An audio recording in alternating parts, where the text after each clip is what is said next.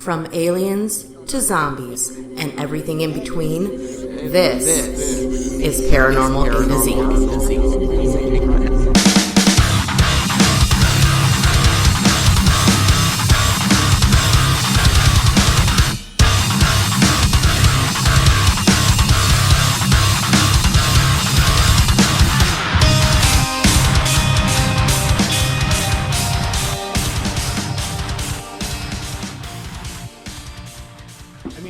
Picture like the ghost that would haunt me would be like one of those chain grouping like it's like the ghost of Marley in the Christmas Carol. Right. He just has lock boxes and chains, and he's bound by that which bound him in life, and all that good stuff. Which makes sense, but you think if you're some supernatural being, you would relieve yourself of all the cumbersome locks and chains. Yeah. Well, but he's cursed, right? He's cursed. He's bound by that. But that again, you're setting up a supposed supernatural hierarchy and how spirits pass on and what holds them back to life. Or something tells me we're going to be getting into this. Yes, we are. As we're discussing part 2 of our ghost stories. Yes, we haven't updated. We haven't been around in a while, everybody. So hi, we're back. We're back, Yay. and in taking our brief hiatus, which has just been we've been busy. But we have supernatural updates to bring to you in both of our lives, which kind of just happened. So independently of each other as well. They didn't happen with each other at all. We're even in the same place. No. So we both have a story for you. And we have to decide how we were going to go about the order of which we tell these stories. So Austin has provided us a nice way of determining this. We decided to flip a coin, and I just sitting around in some of my trinkets. I have a minted in 1977. A 1980 commemorative Olympic coin from the Soviet Union. So was it St. Petersburg they held that in? Moscow. Good Yes. Choice. Oh yeah, all the crazy spires and everything of Moscow. Of course. Though on the front side here, the head side of the cityscape, there are 2 sailboats in the front. I don't know how much sailing they do there. I don't know, but I've never heard of anything about the Russian naval dominance, anything like that. Well, if you ever heard about, that's the thing though. If it's in Moscow, that's a landlocked city. Yes, it is. It's pretty much very centralized in Russia, isn't it? Yeah, it's centralized on the western edge. Before the wasteland that is Siberia and everything else towards the Pacific, but it's landmass, but nobody really wants that. There's nothing. It's not a whole lot to do there. No, just freeze. Yep. So we should determine heads or tails. Okay. Would you like to be heads or tails? This is your coin. All right, I'll go with heads. Which is the cityscape, and then tails is the winged winged symbol surrounding a globe with a hammer and sickle in it. Perfect. Great. Flip away, sir. Flip away. Here we go. Move this out of the way. Good sound. Heads. Cityscape. I'm up. Austin, let's hear about your ghostly, supernatural. Let's get a ghost. Yeah, let's get a ghost story going. Okay.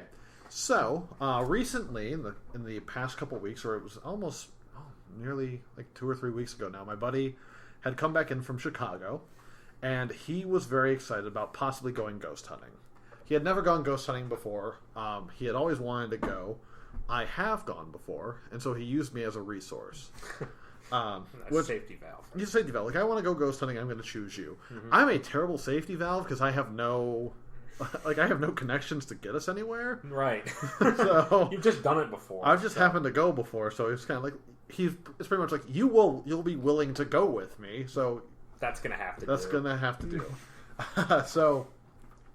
So he gave me some options of where he would like to go. We had there's always the Mansfield option, but you have to pay, and all the tours were filled. And they closed down during September and October to do ghost hunts there, or actually they do a haunted house to raise additional money. So the actual building closes down. They do haunted houses, and the tours resume in November. And who wants to go there in November because there's no heat? And you're going to freeze. You're going to freeze overnight. So don't do that. I've done something like that, and it was awful. Live and you learn. You live and you learn.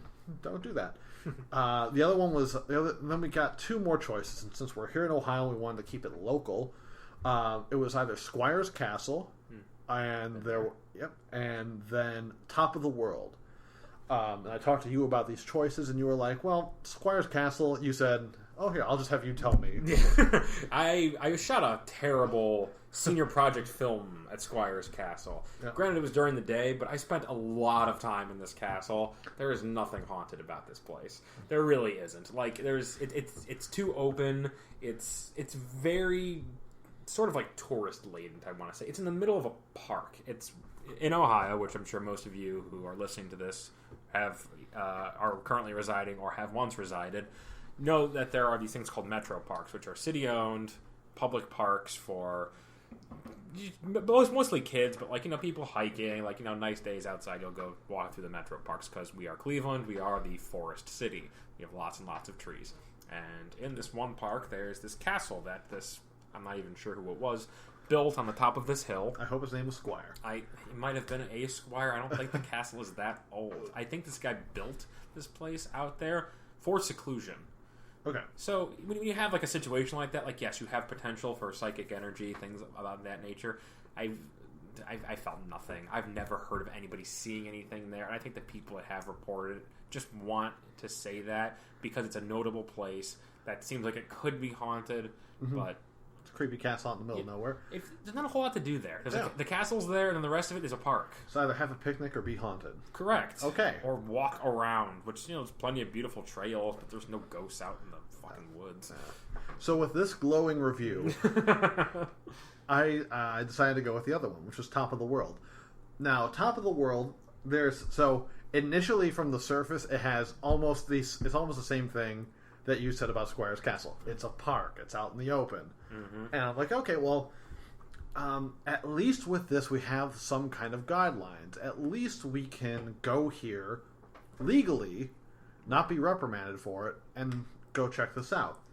And after that, I started looking into some of the stories about it. And it's all kind of urban legend tales of this place and what it was, and you can't validate any of it. So, of course not. Of course, because it's urban legends that get passed down and they transform over time, and who knows if any of this is true.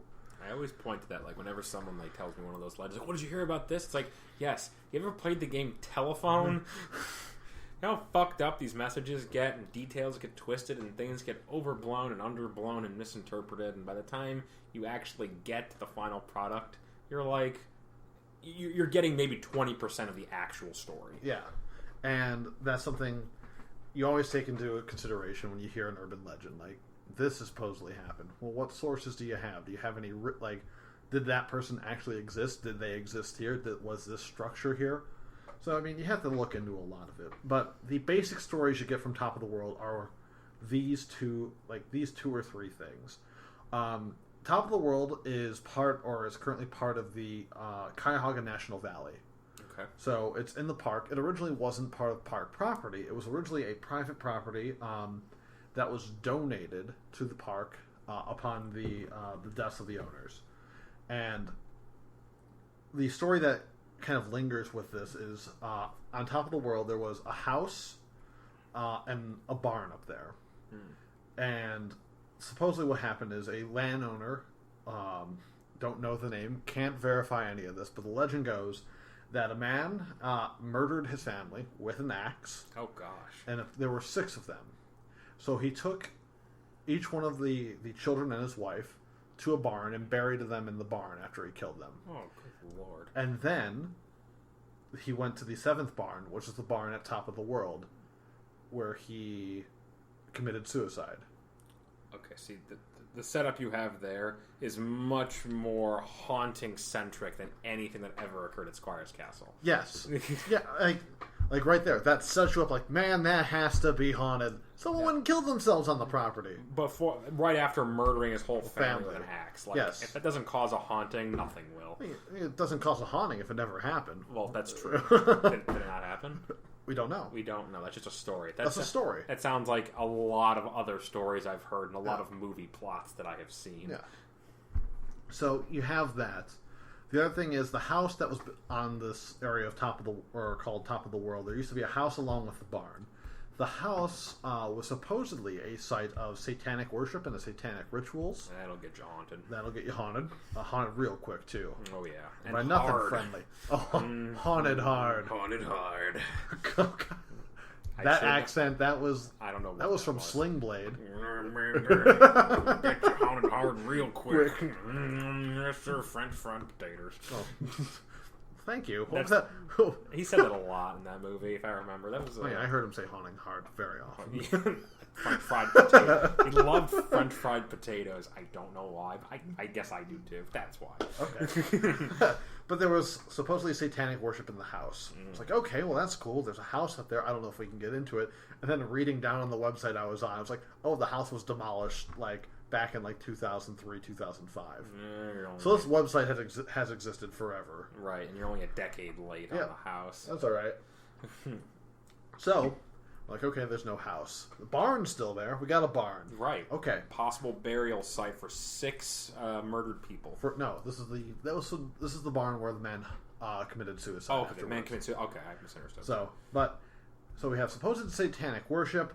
We have a suicide location, and the last. Oh, and a coin. I gotta stop playing with the coin. I'm stopping with the coin. But the other reports are when they see a shadow figure roaming around up here. Ooh. So the shadow figure is supposedly the spirit of the man who killed himself, or, and again a Wendigo. Oh boy! Yeah, we need to talk about Wendigos for the first time. Yes, Wendigo. So if anyone doesn't know what a Wendigo is it makes no sense in this context. But we're gonna put that aside, like most things we do in this show.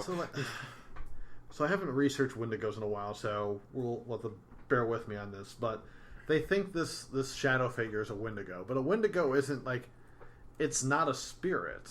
No, it's like a half man, half beast creature. Like you're possessed by something. Right, or this is just supposedly a shadow figure. It's like a big shadow figure that chases people off top of the world. Right, and Wendigos have recently come back in popular culture. There's a new PS4 game called Before Dawn, where a bunch of kids go to a cabin and they become Wendigos.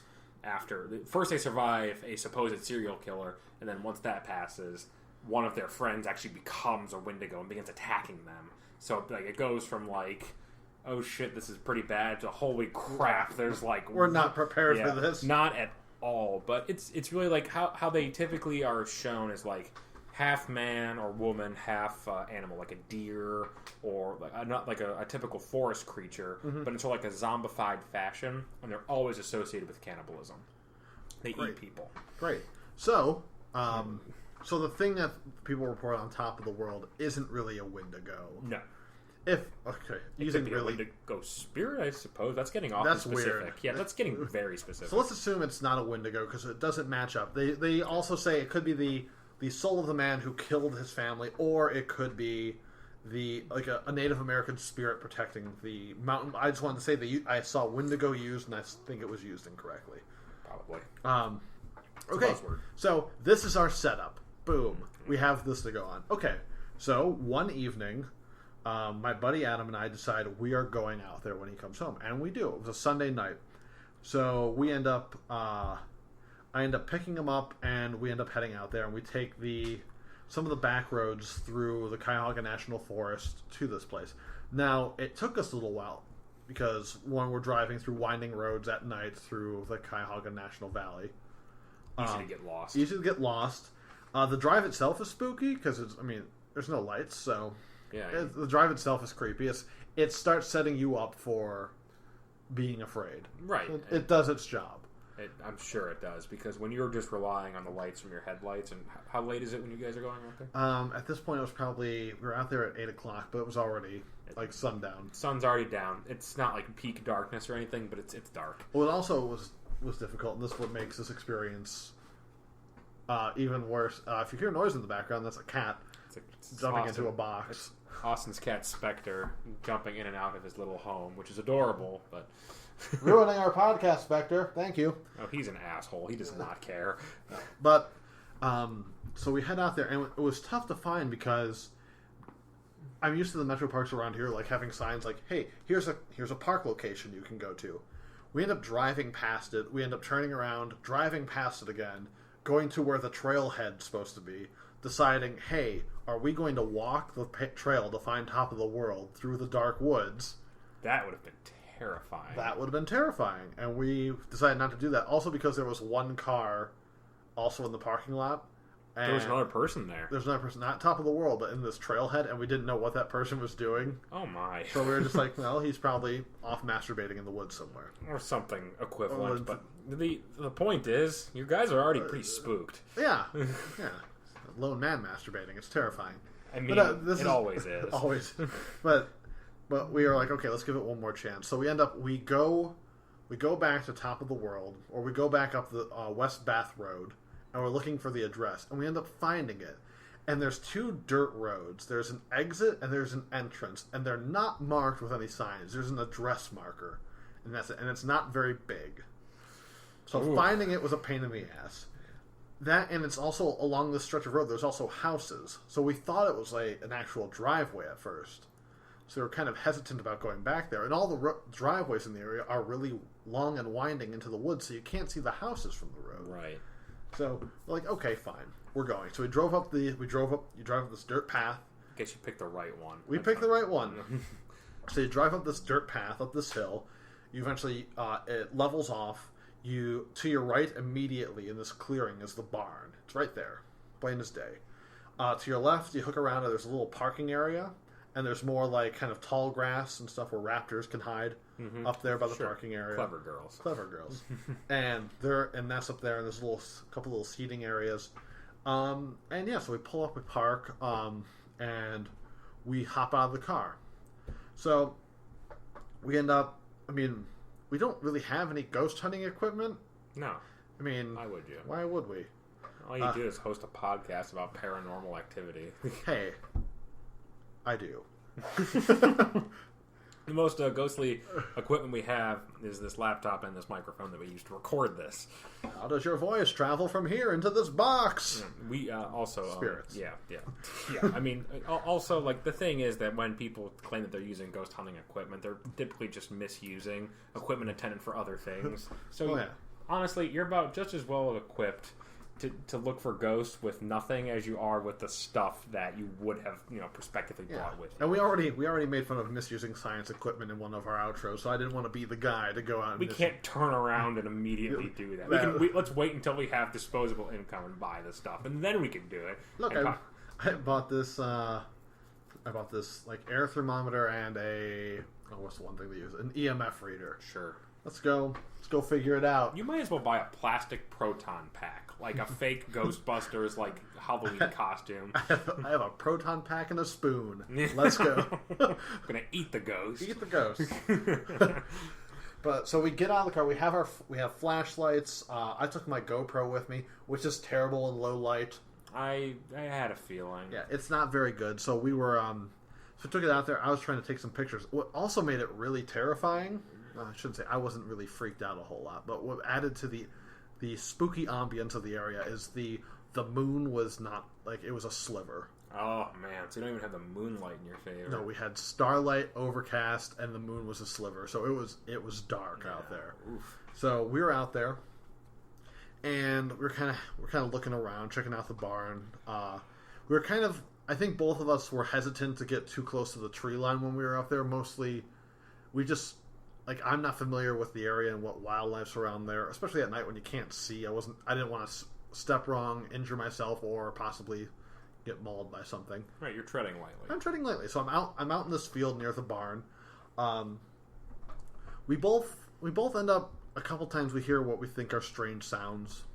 The one to me sounded metallic, which I thought was very weird.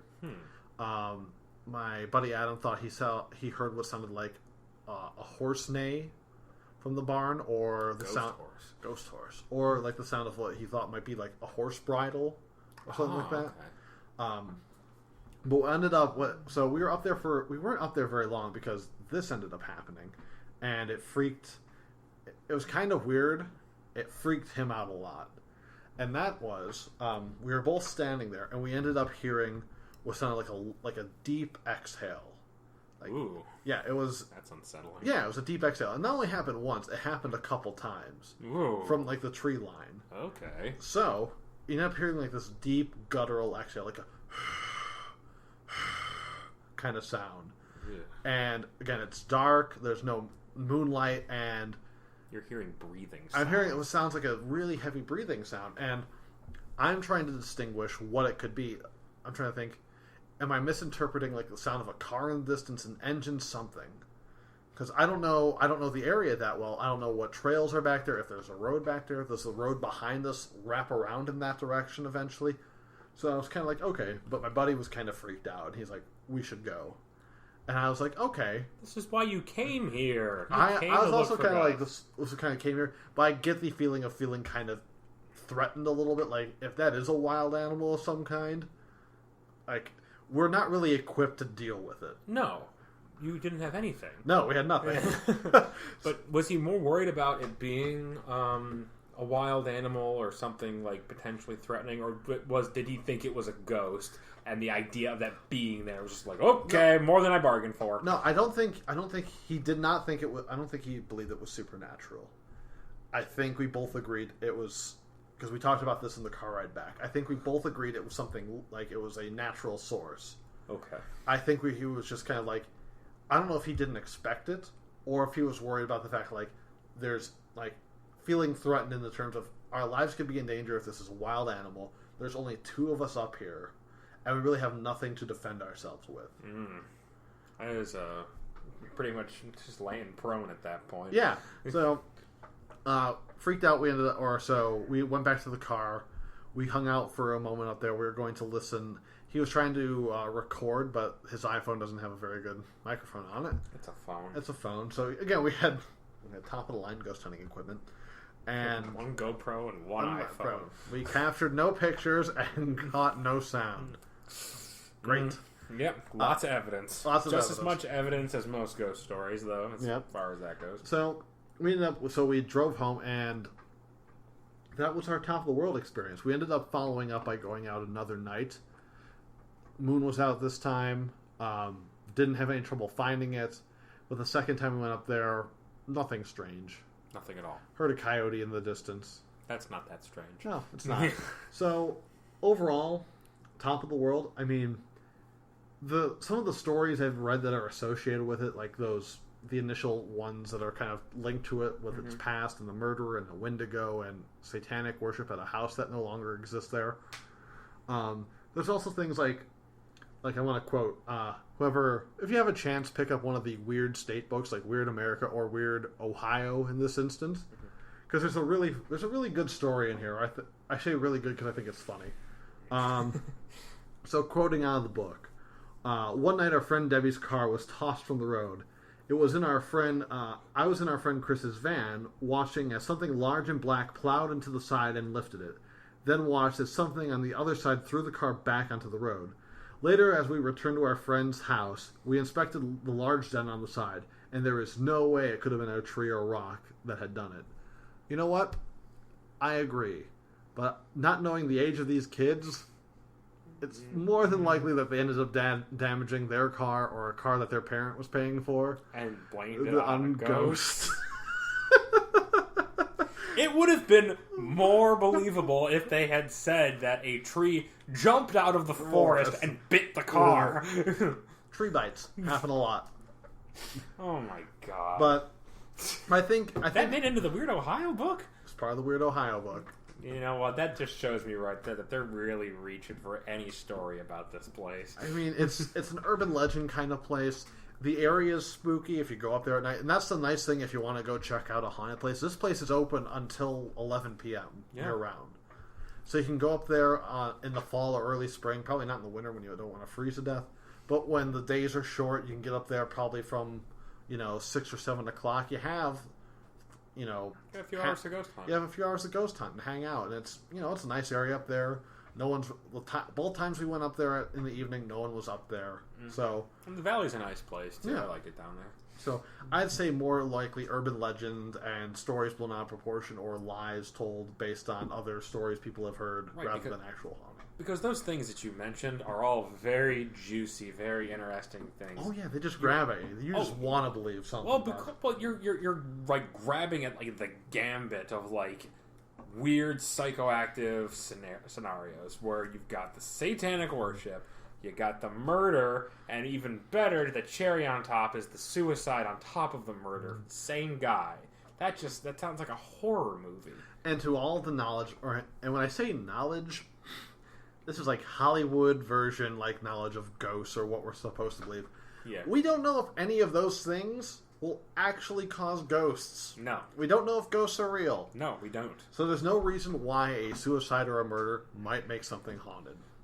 The thing that that I think people attach to that is that there is that, as you said, the Hollywood sort of stigma behind it, and that those are traumatic and violent and unfinished business worthy scenarios. Those are things that let's say you were one of your parent, your father went around murdering the rest of your family, and you were the one who got away. Mm-hmm. That would stick with you for the rest of your life. That would alter any course of life that you planned on having after that. Mm-hmm. So the logical way of thinking of that is when you die, it's going to alter your afterlife, should there be one. I love contingent. I love whenever we talk about it, we always should there be one? Right. Or I like that. We're always well, this would possibly influence this if this were a thing. Right. But the thing is that when people go into the paranormal entertainment business, that niche market, please stop laughing at me. Paranormal entertainment market. Please explain if that's not what we're doing right now. It is. I never heard it worded like that. Neither have I. This is just me talking to you and anyone who cares to listen. But that's the thing, is most of these people implicitly believe these things, and they're bringing in the other people that also implicitly believe them. They hold these beliefs there, in their minds already, and they're looking for validation. They're looking for some... It's not even just... I wanted to say evidence. I had to stop myself because it's not evidence. They're looking for reasons. They're looking for stories. They're looking for accounts. And they don't really need any of it verified. They just need to know that somebody else agrees with them. I think this is haunted. I've had a haunted experience. You're not going to question it. You're just going to want to be tell me about it. I want to hear so I can tell you my ghost story. Yeah. Whereas, if you have a ghost story, you want to find other people with ghost stories, and then you build something off of that. You want to find someone to relate to you because I understand. If you had a weird experience, you don't want to tell somebody who completely disavows it. Be you're nuts. Exactly. The same way that there are 35-year-old men who love My Little Pony, and now there's an entire community of bronies, as they're called. Bronies. Yep. It's something that I've found on the internet. There's it's a thing. It's a thing, dude. The BronyCon's a real thing. They had the guy who played Q. What is his name? John Delancey. Yeah. From Star Trek. They got him to speak at the last BronyCon. I know. Don't ask me why I know this.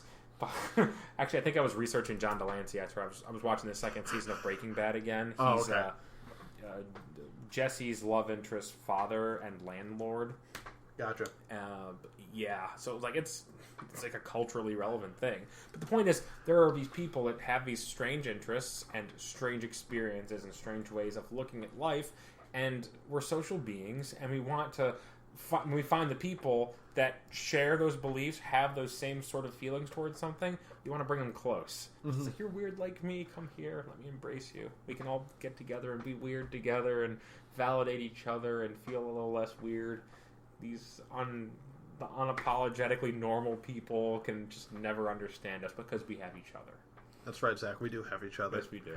You and I. And by the way, I'd like to point out that your two cats are on the other couch right now. They are snuggling in the cutest way I've ever seen in my life. They've been licking each other. It's been the most distracting goddamn thing I've ever done on this podcast. So I'm going to attempt to not look at your adorable cats right now and tell my ghost story, which I do not have an explanation for at all.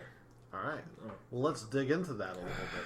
Okay, so set this scenario, which is going to sound lonely, but I chose to do this. It was that adds to it a little bit. I mean, this is a personal. I mean, it's your personal experience, but it's immediately when you say that you're alone, you kind of throw out some of the possibilities of asking someone who's with you possibly doing something that you misconstrue for being strange. Right. But I chose to be alone this evening because I wanted to be. I wanted to hang out by myself, just spend a little bit of me time because, I like that. But it was a Saturday night. I had chosen to just stay at home and relax by myself. And I sort of have to describe the way my apartment is set up. I have a pretty strange apartment where it's a shotgun apartment, which if anybody doesn't know what that means, there's one long hallway that goes from the front door all the way down to the end of the apartment, which is the kitchen. And in that hallway, there's the living room initially, and then you walk down the hallway, and then there's the bedroom area, and you continue walking down it, and there's the kitchen and the bathroom. And in front of my kitchen, there is a door that I can choose to have open or closed, which I typically keep closed because the window in there is drafty. It's easier to just keep it closed, and I typically do. So I was just hanging out. I was watching TV, just kind of like chilling on my bed, checking on my phone and stuff. And I got up to get a drink, and I turned towards the door that led to the kitchen, and I saw a shadow move across it. Mm-hmm. There's no light source behind me other than just the ambient lighting of my computer screen, which was turned away from me on my bed.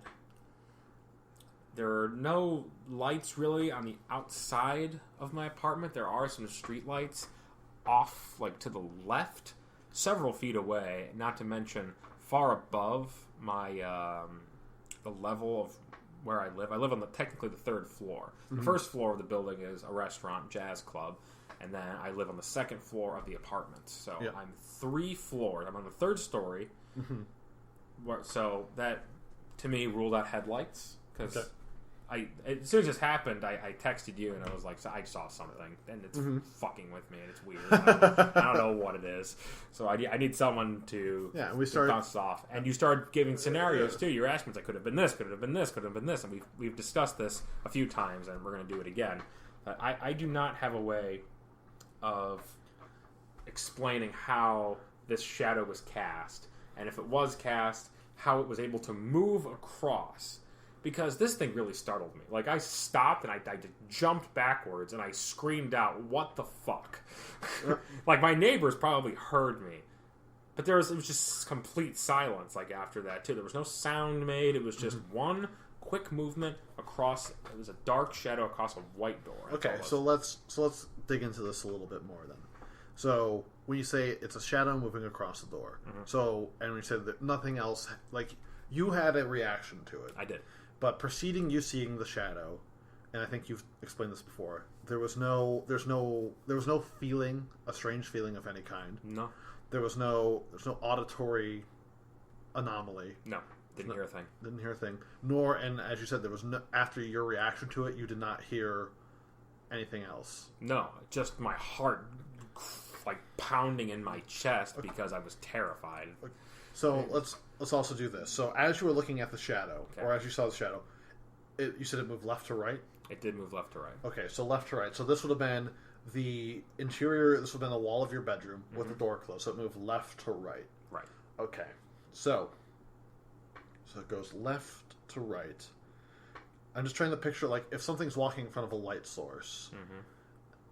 How far along the wall did it move along the right side? Was it just kind of a flicker, a fleeting thing, or did it was the length of the door, which isn't very long, but it wasn't like it started on the wall and went across it. It was on the door, and it was just it didn't even look like a person per se. Mm-hmm. It didn't look like really anything like that. It was just a vertically cast shape. Mm-hmm. It definitely was not me, because if it had been my shadow. First of all, I think I would have recognized my own shadow. I've seen it quite a few times. I have distinctive tall hair. I know about how how tall I am, what it mm-hmm. would have looked like had I done that. But it didn't look like a person. It was sort of like a shapeless sort of thing. Mm-hmm. So I didn't see it and immediately think that's a person. Because if I thought there was a shadow of a person behind me, I would have turned behind me and thought there's someone in my place behind me. Mm-hmm.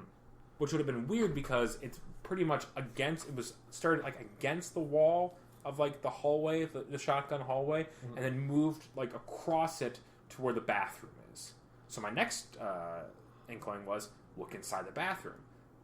This took a moment because I had to collect myself. I was terrified. I was really scared. And then I'm thinking to myself why am I so scared of this? I'm interested in this stuff. but it's in my house, I think. When it starts getting into where you dwell, right. So it adds something. So I flick on the light in the bathroom, and my first thing is, do I look in the shower, or do I look into the mirror? Because both of these things seem terrifying.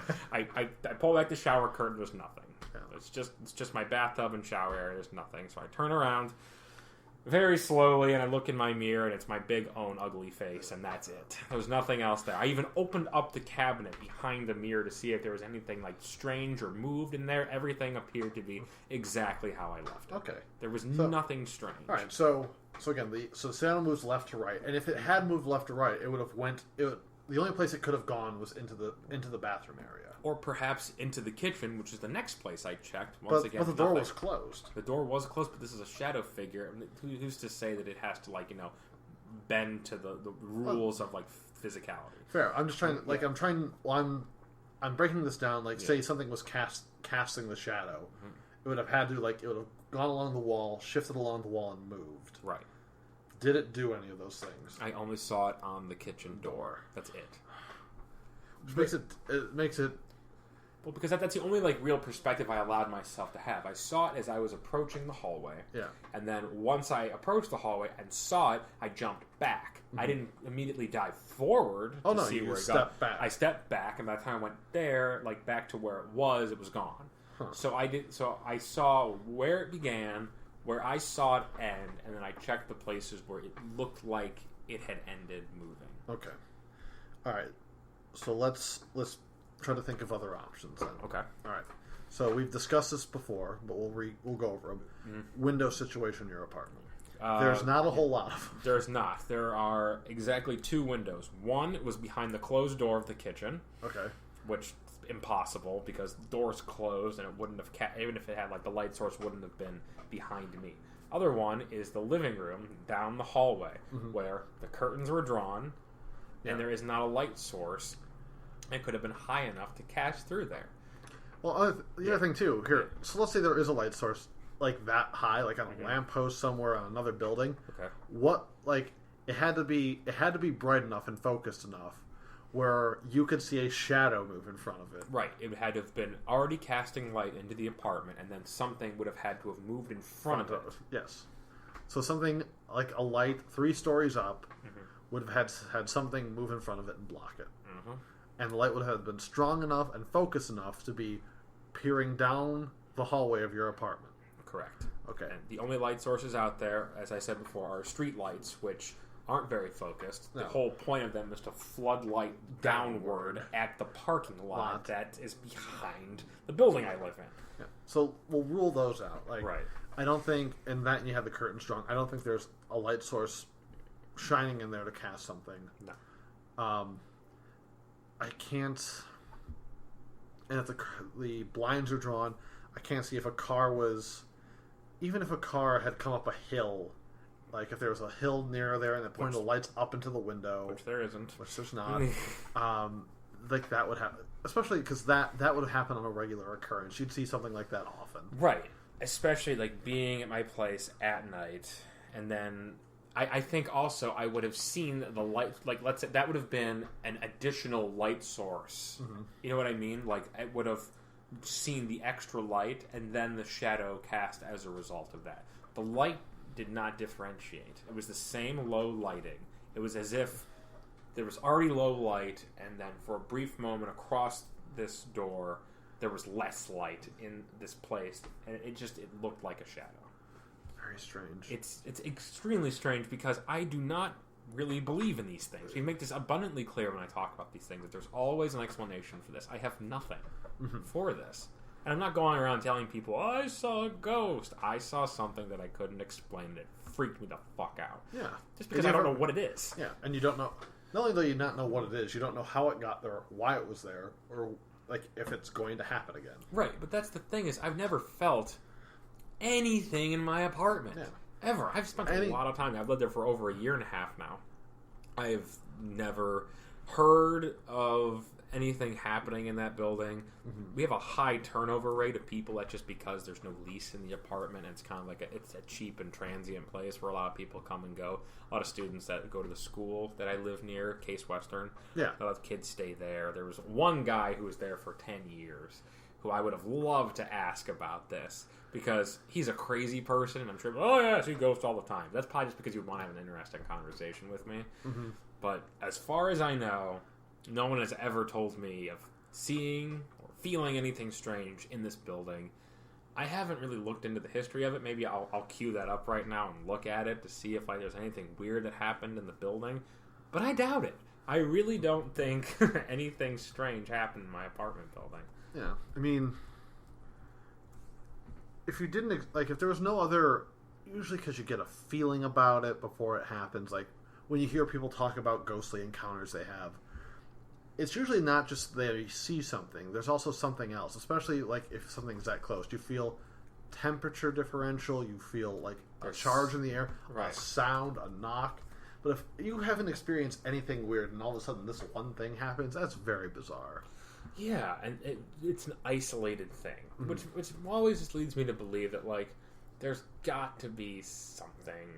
There's got to be, like, a way to rationalize or explain this that I'm just not thinking of. Mm-hmm. All I know is that if someone else had been in my apartment and had been in the same scenario as me, I am inclined to believe that they would have immediately pointed and said, "Ghost, my apartment is haunted.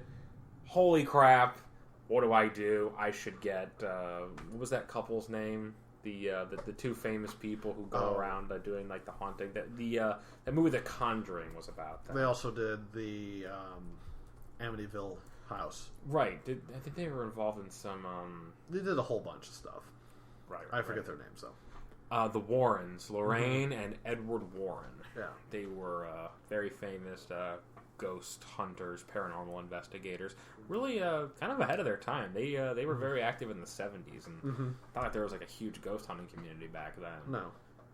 No, it was less accepted back then than it is now, where it's now been popularized and mainstreamed. And I think, like, I don't think the amount of people who believe in it has necessarily, like, exponentially increased. I think that just people are more open to discussing it, and people have been accepting it as a form of entertainment, as we alluded to before. Yes, paranormal entertainment. Yeah. Paranormal Entertainment Company, PEC. We should start that. We're starting that. Of course. It's another way for us to just rake in the bucko bills, right, Austin? As we're doing now. Right. In our piddly little podcast, which I hope you're listening to and enjoying.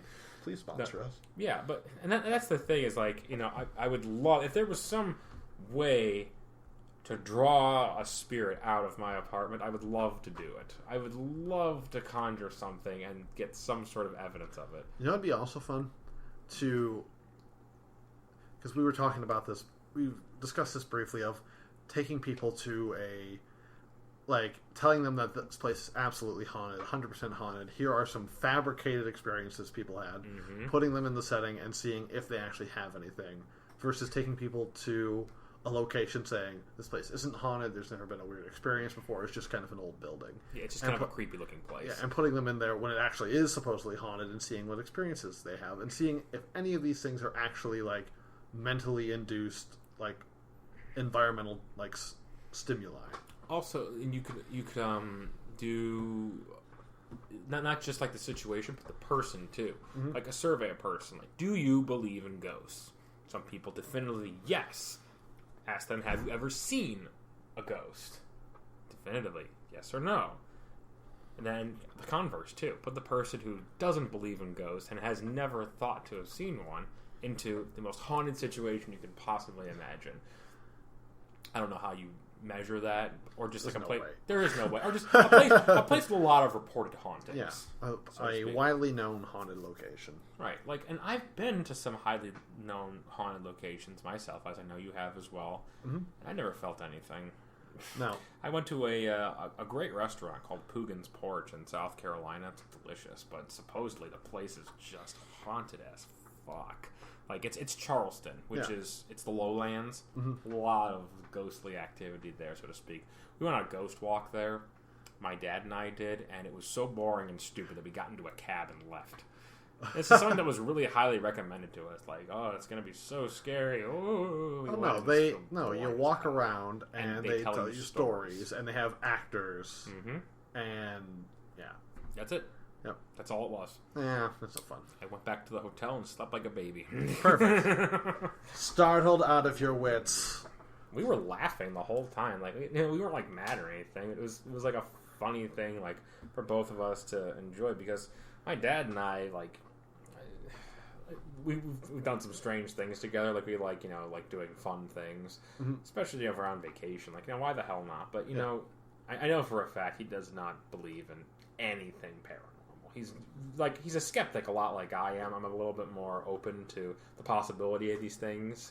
Whereas I'll give them a shot if shown evidence or... Don't worry, Zach. As we get older and we keep doing this, we'll eventually get jaded enough to say, no, enough is enough. Yeah, enough is enough already. Until you bring me fucking something, I'm putting my foot down and saying no. No, Zach Bagans. No.